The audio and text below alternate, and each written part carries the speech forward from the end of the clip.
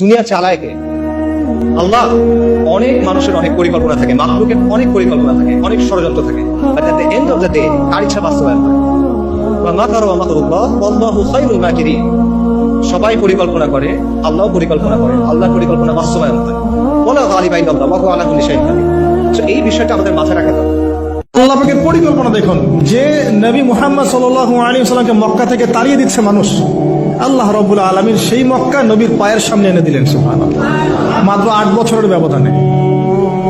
যে বদর যুদ্ধে মুসলিমদেরকে একদম নিঃশেষ করে দেওয়ার প্ল্যান করা হয়েছে, ওই বদরেই আল্লাহ রাব্বুল আলামিন আবু জাহেলের মৃত্যু লিখে রাখলেন। যে ইউসুফকে কুয়ায় ফেলে দিল তার ভাইরা, সেই ইউসুফকে আল্লাহ পাক সেখান থেকে কারাগার, রাজপ্রাসাদ, সেখান থেকে কারাগার, সেখান থেকে আবার নিয়ে আসলেন মিশরের পলিটিক্যাল পাওয়ার। আল্লাহর পরিকল্পনা। যে এক খালেদ বিন ওয়ালিদ রাদিয়াল্লাহু আনহু, যার হাতে উহুদ যুদ্ধে বহু মুসলিমের প্রাণ গিয়েছে না, সেই মানুষকে আল্লাহ রাব্বুল আলামিন হেদায়েত দিয়ে 100টা যুদ্ধ করিয়েছেন সুবহানাল্লাহ। আল্লাহ পাকের পরিকল্পনা আমরা বুঝতে পারবো না, আল্লাহ পাকের পরিকল্পনা আমরা বুঝতে পারবো না। ওয়া মাকারু ওয়া মাকারাল্লাহ, তারা কৌশল করে, আল্লাহ পাকও পরিকল্পনা করে।